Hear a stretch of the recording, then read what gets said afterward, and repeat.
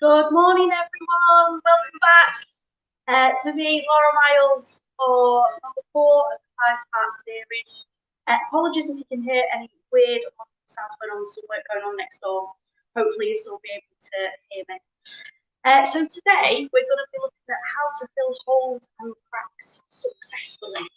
So it can be quite easy to do that, but to make it flat so you can't see any holes or cracks, or stop the cracks from reappearing, can be a little bit tricky. So we're going to go through some hints of how to do that and some do's and don'ts. So first thing we're going to look at is how to fill what I would define as just a bog standard hole in the wall. So could be that you're taking some shelves down, you put holes in the wall, photos. So nothing too complicated at this point. So we're going to have a look at what is a good thing to use. So I'm just going to turn you around briefly so you can see. So the first thing that you're going to need is something to actually fill holes with. And I think most people have heard of polyfiller, which is the brand. But essentially the item you need is just filler. Now you can get it in one of these, a pre-mixed tub. They're usually a bit more expensive, but the good thing is the consistency and everything is ready to go. If you buy it in powder form, which usually is a bit more cost effective, getting the right consistency can be a bit of a nightmare. And before you know it, you want to do a small hole, use a whole box. So what I would say is you kind of just beginner, get yourself a pre-mixed tub. Doesn't have to be polyfiller. So a tub this size from polyfiller can set you back nearly, £9–10. This was from Home Bargains. I've got one here, 99p. It does exactly the same thing. So just to show you what the consistency looks like, so it should be quite soft and pliable. Okay, as soon as it starts to harden up, it's going to be really difficult to fill any holes with. So I would recommend checking it out and getting some new filler if you need it. Next thing we're going to need is something to put the filler into the hole with. I'm going to use one of these. So most people are aware of these. They're stripping knives or wallpaper strippers, but you can actually get pallet knives as well. So they look very, very similar. The best way to tell which one you've got is how rigid the blade is. So if you can see this one here, there's absolutely no pink in that whatsoever. But if you look at this one, you can see there's a lot of flexibility. And the one that gives you the most flexibility is one that you want to be using. It means that you can get kind of as flush to the wall as possible to make sure that it's as smooth as possible. So if you only have one of these, that's absolutely fine. Still use it. But if you were going to a shop and choosing one, you want one that's really flexible. They do come in different sizes. It is good to have a variety of sizes. The last thing you want to do is have a massive bowl and using a tiny, tiny thin knife to fill it. So you can normally get these in sets. This, I think I got a pack of 3 from the pound shop, so it was quite cheap and cost a lot. Lastly, we're going to need something to potentially smooth the holes off. So the more you do it, the better you're going to get at making it smooth. But if you can't get it smooth, you need sandpaper. So sandpaper comes in what's called different grits, Grit. And essentially, it's just how rough or smooth the sandpaper is. So I'm going to hold this, hopefully be able to see. So this is 120 grit. I don't know if you can see, it's really, really smooth. And then at the other end, we've got this one, which is 60 grit. And I don't know if you can tell how textured and rough that is. So you actually want one of both. So one of the reasons people are unsuccessful at sanding is they're not using the right grit sandpaper in the right situation. A little tip, I wouldn't go to a pound shop or something like that and get a selection of sandpapers. You can get somewhere, you get, say, a pack of 5 sandpapers, and supposedly there's like every single grit that you need in there. But when you open the pack up, they all end up feeling the same. And what you want is a definite difference between the smooth and the coarse. So my advice would be, rather than getting a pack that's supposed to have everything in, get yourself 2 packs, One pack just at 60 and one pack just at 120, because they're probably the only ones that you're going to need. So we're going to have a look at technique now. So I'm just going to move you a little bit closer so you can see we've got some of these holes here. So we've got some slightly bigger ones and we've got some smaller ones here. So first of all, I'm going to demo what I see people doing and what we shouldn't be doing. So get my tub filler. And the first thing I see people do is they literally get the whole tub on the knife. And actually, looking at the size of the holes you're filling, we only really need a small amount.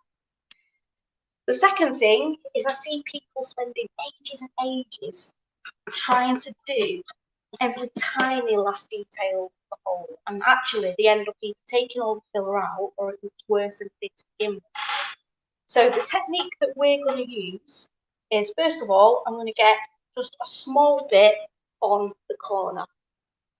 Because what can happen, if you get it along the edge, because you can't see where the filler is, as you're putting it on, you end up with loads of filler here and nothing actually going in the holes. Whereas if you have it on the corner, especially if you stood to the side, you can actually align it up so that you can actually see where you're filling. And the technique we're going to use is just 2 strokes. First one is going to put filler on, the second one is going to take the filler off. So I'll give you an example. So we're going to make a cross with these 2 strokes. So the first one, I'm going to go down, and the second one, I'm going to go across. Now, I don't know if you can see from there. So it's not actually filled the whole hole, but what it has done is made it smaller. So one of the issues that you get is someone will spend ages and ages filling a hole full of filler, and the air can't get to the back for it to dry. So it spends absolutely ages drying. And what we actually want to do is be building up thin layers of filler and allowing it to dry in between. So the temptation would be to carry on filling that until the hole's completely filled. But what I'm going to do is leave it now, leave it time to dry, and top up a little bit later on. So just to show you the technique again, I've got this bottom one here. So a little bit on the corner and put it on in one direction, take it off in the other. Okay, so I'm just going to smooth that out a bit. So just to show you, holes have definitely got smaller, but they're not perfect yet. If you've got smaller holes, like you can see these ones here, they're definitely able to be filled with just the one kind of go. So again, I'm putting it on and taking it off. Again, putting it on, taking it off.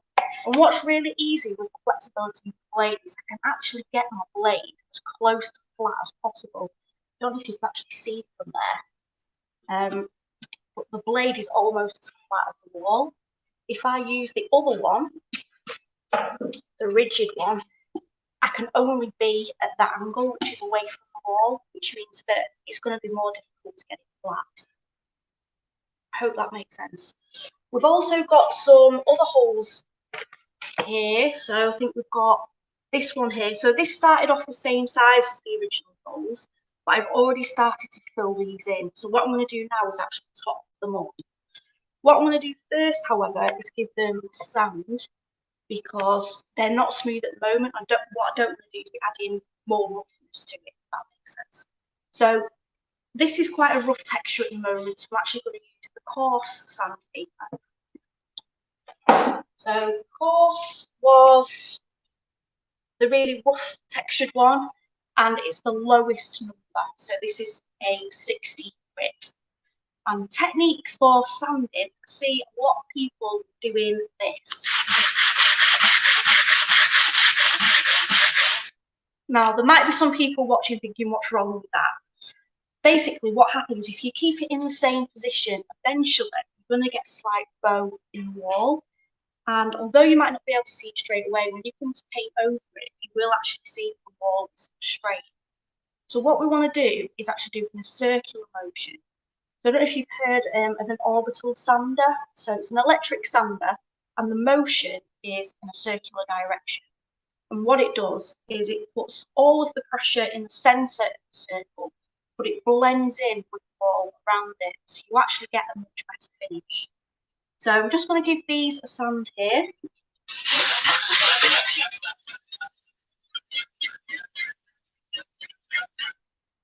Okay, so that's nice and smooth now. Now, I don't know if you can tell from there, let me do it a bit closer. The bad thing about the coarse paper is that it scratches the surface.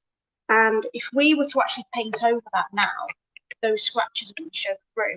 So what I'm going to do now is swap to my smooth sandpaper. And essentially that's going to buff out all of those scratches to give it a really good surface to paint on. So technique, exactly the same. So I'm on my 120 grit sandpaper now. Technique the same.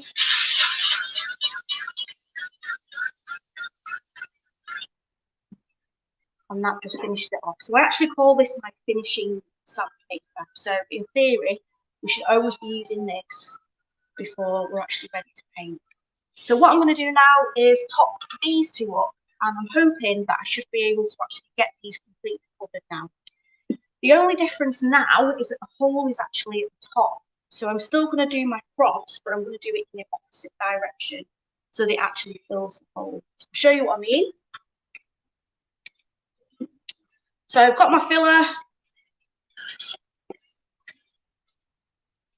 little bit of filler on the corner, and we were doing it this way before, so I was pulling it down and then across. But if I do that, it's only going to fill exactly the same as that. So what I need to do now is actually fill in that direction. So I'm going to fill upwards and then take it off. I'll show you with the other one. So upwards and then take it off. If you've got any excess bits there, if you can see, so if you've got any bits like that, don't leave them on. The sandpaper will only do so much. So if there's any obvious bits that you can take off while it's still wet, it's definitely best to. So just to show you now, those two bits are nice and filled. Now, I'm not saying you can only do 2 strokes, but you don't want to be spending ages and ages doing it. So the idea is don't be tempted to fill it in, build up the layers so the air can get to it and can dry. So these are the ones we started off with.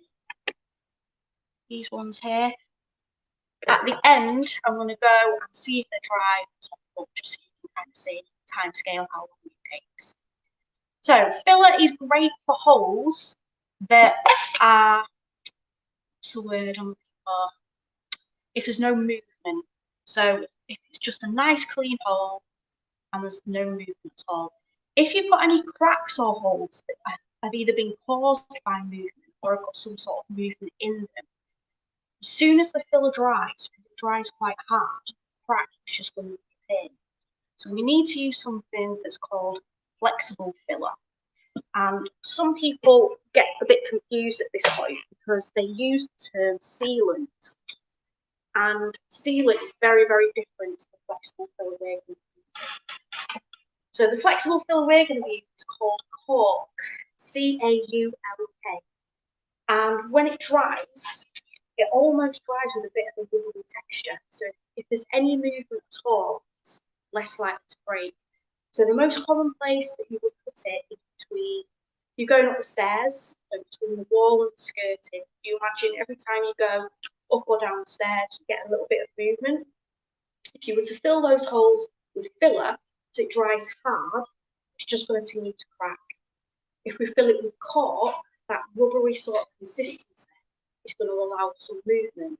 It's not going to, but there are some differences between that and sealant.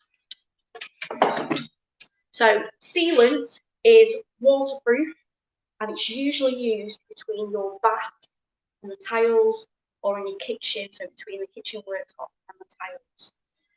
It kind of does the same job, so it's got that flexibility, but the key thing is sealant can't be painted.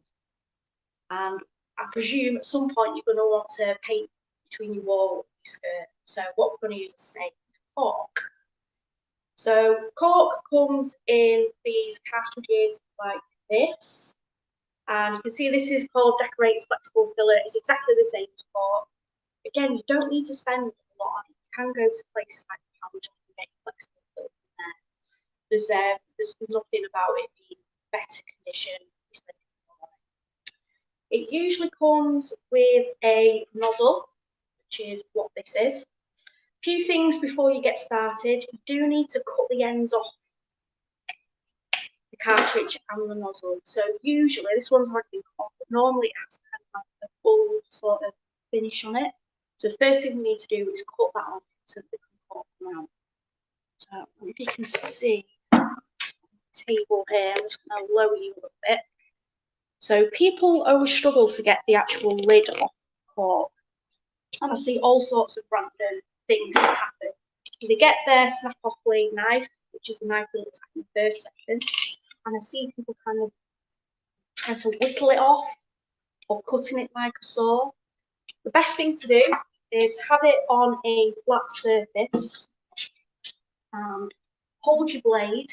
You can see, hold your blade, push down the blade and roll the cartridge, and it should go through nice and easy.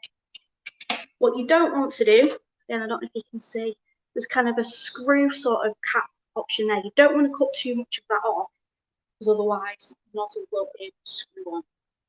So cut the top off, nozzle goes on. Just check that your nozzle has got a hole in the end. They usually do. If not, again, we need to cut the end of the nozzle. Now, the hole in the nozzle will dictate how big or how much cork is released. So if you've got a small hole, you're only going to get a little bit of cork.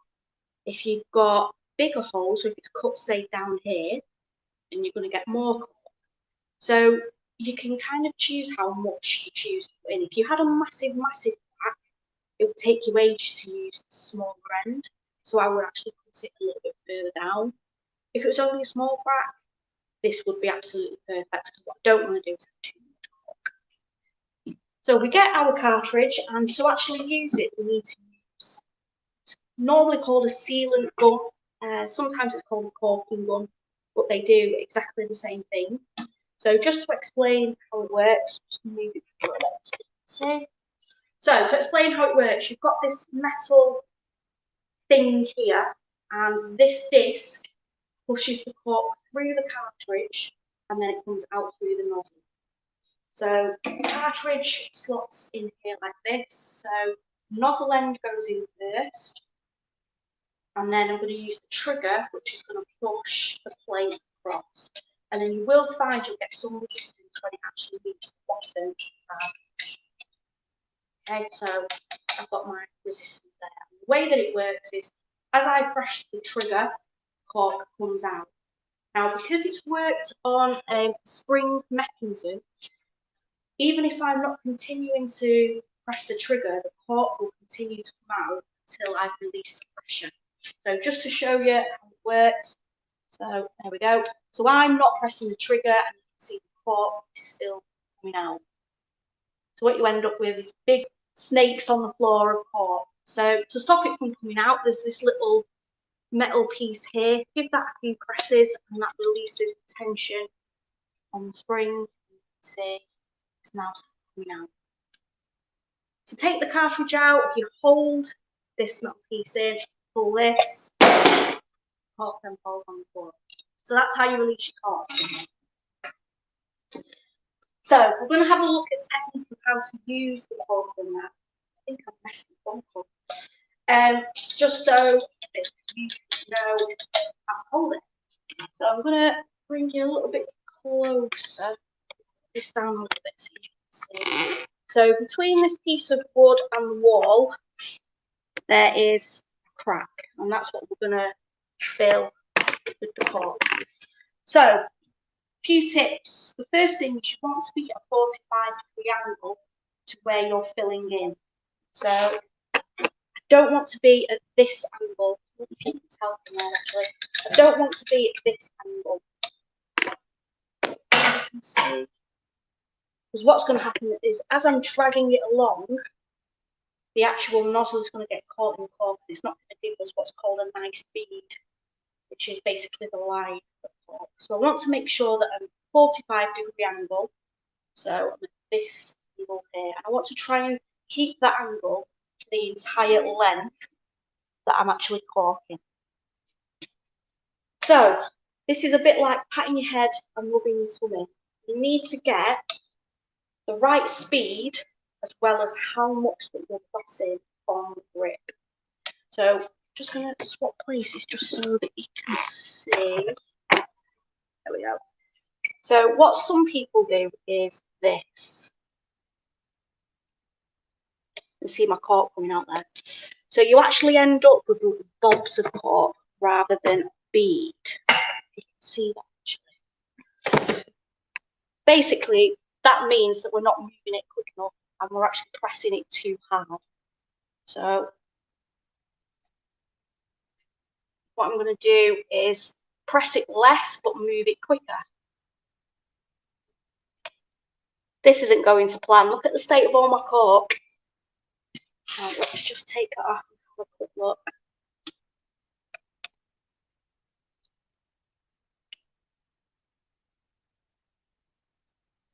Let's try again. I think this might be done for though. Yeah, it's not going to work. I'm going to try and get another nozzle. And we'll come back to that a bit later on. So, another thing that we can use to fill holes is something called expanding foam, which is really good and fun stuff to use. It's also a really good insulator as well. The bad thing is you can only really use it once because it gets very, very sticky and the nozzle gets blocked up really, really easily. Comes in a can like this. Again, it doesn't really matter about the brand, it's just expanding foam. And we've got our nozzle here, and it should come with what looks like a straw. Like this. And what happens is you twist on the nozzle like that, give it a really, really good shake, and then press the trigger and the expanding foam comes out. When it comes out, it's really, really sticky. It's almost sort of liquidy. When it dries sort of consistency of I think it's like styrofoam, something like that. So it's really, really good to actually mould into the shape you want. So just gonna put my expanding foam in this corner here. Now usually I wouldn't use it in this corner because that corner is small enough to use the cork one's gone awry. So we're going to use expanding foam instead. So I would definitely advise, sometimes you get gloves with it, but if you don't get gloves with it, I definitely advise wearing some gloves. And here we go.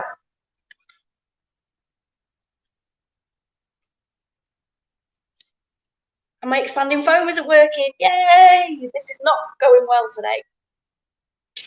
Oh, we're getting something.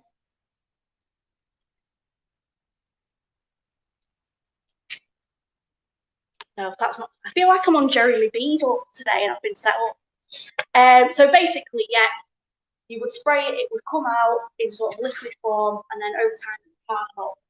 And it would eventually look like this.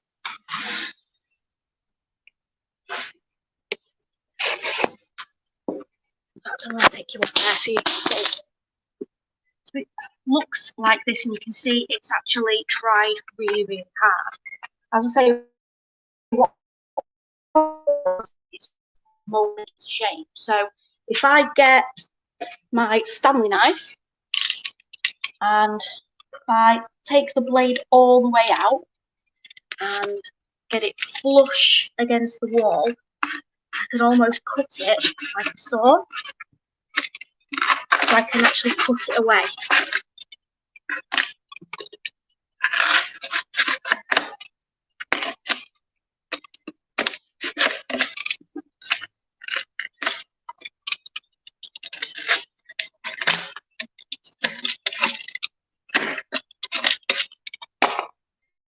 So once I've cut it away, you can see the hole is now a lot smaller than it was before.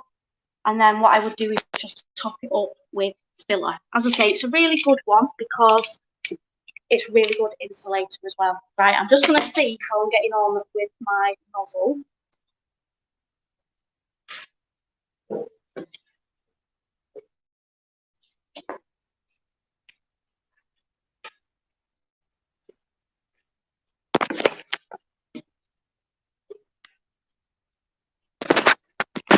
Right, I think we have one.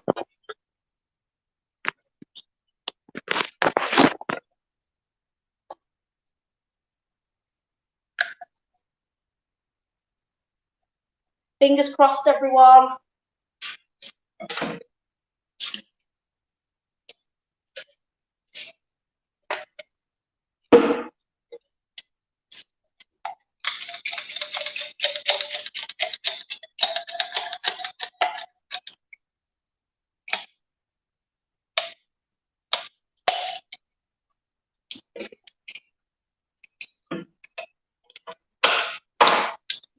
I should definitely have some sort of music playing while we're waiting for this. Oh, yay! Okay.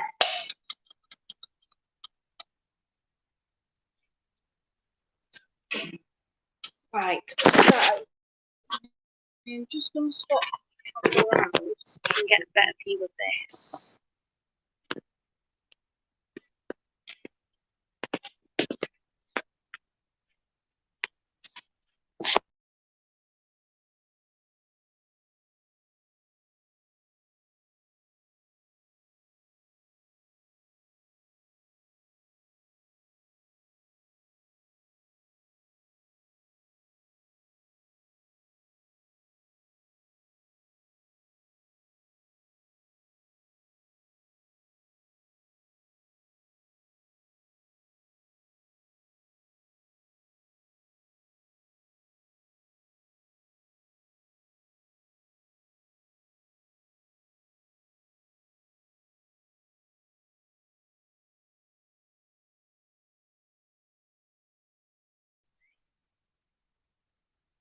There you go. We're back! Okay, so we're going to have a go at 40 now. So remember, we want to stay at 45-degree angle. And hoping this is going to work. So I'm moving and squeezing at the same time. Now, the good thing about this is you don't need to make this point because we're actually going to use our finger to smooth off. So don't forget until I press this bit here to release the tension. So we've got our bead of cut. Now what we're going to actually do is use our finger to smooth over. And the part of the finger actually here. So I see some people using this corner, and essentially all it's going to do is take out the corner. We're going to use this. And what we actually want to do, so we've got the wall and the skirting like that. We actually want to create a curve. So we don't want to keep right angle, we want to create this curve.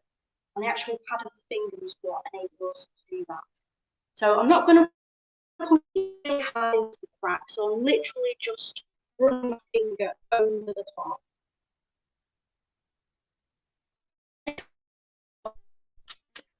Put it on the wall or on the rag or something like that, you don't need it. So I'm going to go over again just to take all the excess off. Now, the only bad thing about cork is you can't sand it.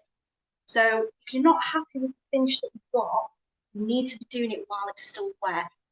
Because if you had that like that and you left it, you would have to actually cut all of that out and start again. So as I say, you want to make sure while it's still quite wet, you're happy with the finish. So just do it one last time. So I don't know if you can get a really good view of how that crack has disappeared. As I say, any sort of movement, so get a closer look. So you can see I'm moving there and it's not cracking. It's actually stuck over the top. So the other thing I did have to show you was if you've got a particularly deep hole and it will take you ages and ages to actually fill the filling, you get something called quick dry cement or quick dry mortar. It only does come in powder form, unfortunately, so you do have to watch it. But what you could do is use the majority of the whole fill with cement and then again top it with filler. So just going to have a quick look at the holes that we started with now. So these are the ones that we filled up. These are the ones that we started with. They're still a little bit wet, but we're going to have a go at just topping those up just before I go. So technique again, just a little bit on the corner, and I'm going to go up this time. And then take the excess off. Probably a little bit too wet to have filled that up. Again, as you can see, we're getting there. So the idea really is if you're filling any holes ready to take back home, you do have the luxury of spending a few days before just to get all your prep done to make sure it's nice and prepared. So that brings us to the end before anything else goes wrong. If you've got any questions about anything I've covered today, drop them in the comments. I will be with you next week, I think, for the last of the series. And we're going to be looking at painting techniques. So you are literally going to be watching paint dry. So thank you for joining me today and for your patience. Apologies for everything that's gone wrong. I'll see you soon. Bye.